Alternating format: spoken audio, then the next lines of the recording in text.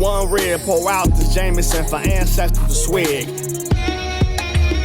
You rescue me yet again. You put me first everywhere. You make me feel better than the mother do. You rescue me yet again. You put me first everywhere. You make me feel better than the mother do.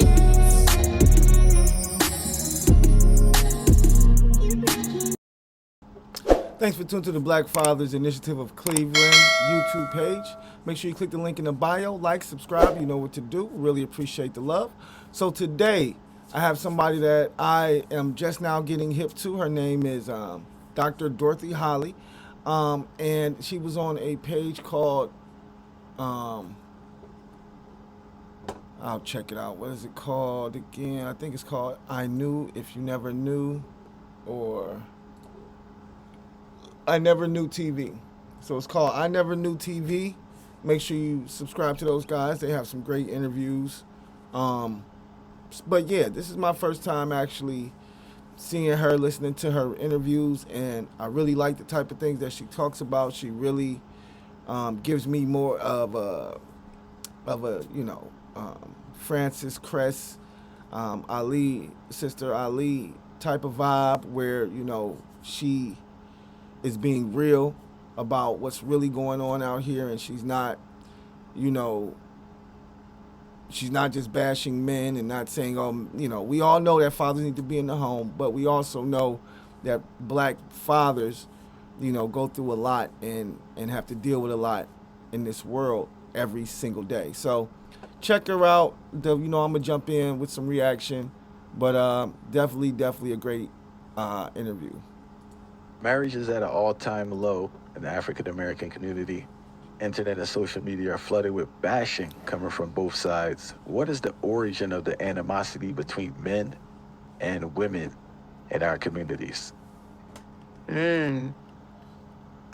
Marriage at all-time low, bashing both sides in the community. Yeah, let's tackle marriage first, maybe. Let's talk about marriage. Marriage to me is a sacred union. Somehow, we lost the sacredness of it. Divorce rate is very high, marriage rate is very low. I think one of the things that also impacts the low rate of marriage is women going out to work, no longer solely depending on a man to take care of them. And in the Black community, Black women have been empowered and Black men have been disempowered. That's very facts. Heavy. I want to pause just a little bit here to talk about Black males. I have such compassion for Black males in the United States of America. And I can only talk about the place where I live. The constant beating, not just physically. It's very painful.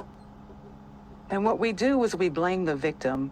We look at Black males and we say, get a job. Look at the unemployment rate for Black males. Look at the high incarceration rate for Black males. It's not unintentional. There are forces that are designed to keep Black males down. There are forces.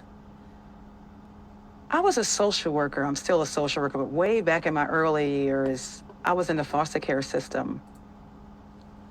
And they had a rule called a man in a house rule, where a woman and her children, or a woman alone, could not have an adult male living in the house. If an adult male was found in that home, you risked losing your benefits or eviction. Think about that. You're separating a family. The theory was that, men are supposed to work and provide for their families. Where are the jobs? And if a man didn't have a job, you couldn't. So I remember we would do inspection, and the women would come and they would hide the men's shoes, hide the clothes. And the social worker would probe the kids, try to do on a slick flyaway, try to find out if a man was living in. Insanity. It starts, I look at everything, what we live is a microcosm of a larger society and a larger universe. Nothing happens in isolation. I'm thinking about the war on drugs, which really devastated Black communities, devastated inner city communities. Intentional. Ronald Reagan turned his head when drugs were flooded into the Black community. The CIA in 1998 admitted that it turned its head when inner cities were flooded with crack cocaine. And I just want to stop it, pause it right there, just because I didn't want to lose my train of thought. I feel like if more Black women respected the history and knew the history of, and respect, I really want to say respected history, because what I find is a lot of women don't care about history. They don't care about how the welfare system started. They don't care about, how the crack epidemic took Black men out the homes and devastated the household. They don't care about those things. Most of the women that, unfortunately, I meet, modern women, I would say, they tell you, that's an excuse. You're making excuses. And don't get me wrong, it's all perspective. Because from another perspective, yes, it's an excuse. But then from another perspective, it's reality. This is what we go through. Until you go through it and actually see and feel the things that we see and feel, you can't understand it. Now, I do know that Black women, they definitely go through a lot too, because they're Black women. They're our women. So, of course, if they're making us go through it, then of course you guys got to go through it too. But, like she said, they have empowered you guys. And with that empowerment for the Black women has come this disrespect and this, looking down on Black men. And, I think that's bad, because, it's going to be hard for Black women to find a good Black man if you can't acknowledge some of the things that make him who he is, some of the things that frustrate him during the day, some of the things that, just basically knowing that, he's going through a lot, and coming home to you, you should be his peace. And you should definitely understand and respect where he's coming from, as well as understand and know that, hey, don't get me wrong, I'm not saying every Black man, is in the position he's in because of, well, yeah, pretty much. I would say probably most Black men are in the position they're in because of some type of systematic something that has happened. I can say when I caught my first case, I ended up catching it in a suburb, not in the city that I'm in, but actually in a suburb where white people live. My first case, it gave me a number. I was 19 years old. I didn't do anything violent. I didn't hurt anybody. I didn't, you know what I'm saying?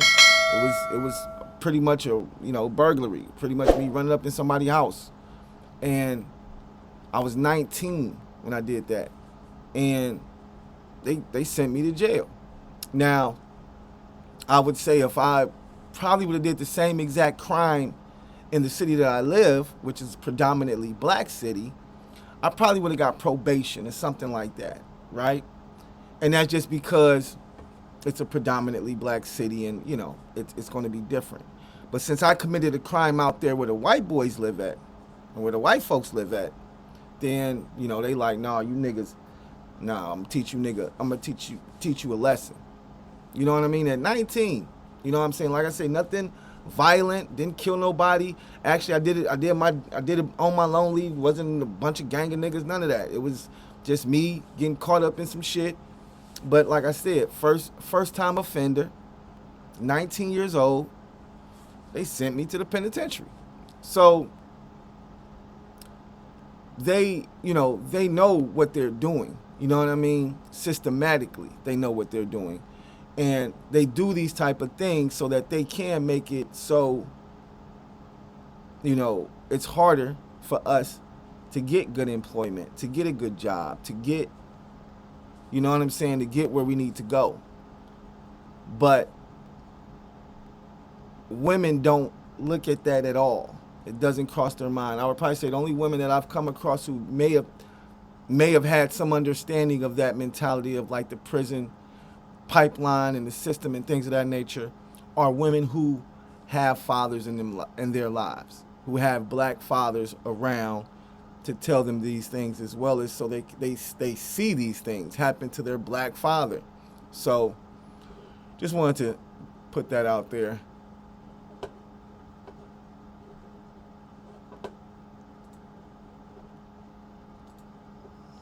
Think about that rule that if a person possessed 5 grams of crack cocaine, they got an automatic 5 years in prison. Whereas if you possess 500 grams of powder cocaine, you got the same thing. Think about that for a minute. How many people are locked up, incarcerated for possession, trying to feed family? I'm not justifying drugs, absolutely would never do that, but just you gotta go beyond that individual person you're looking at. And then what happens is, as women, black women, we've been empowered. So now we're looking down on black men. We talk about the system trying to keep a black man down. But what do we do to them as well? When they walk home, what do we do to black men? Browbeat them. Some of them may deserve it. But think about that. You can't have it both ways. We have to lift each other up. All this bashing back and forth is because you're not looking at yourself. Fix yourself first.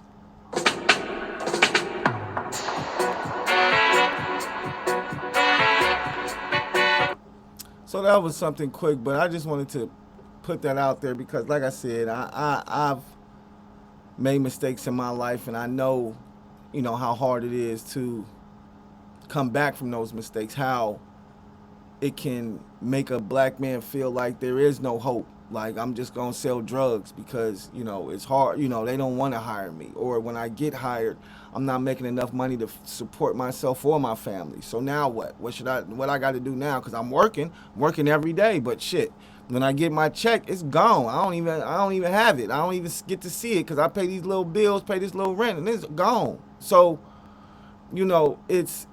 so how can I support myself as well as support my family on this type of income?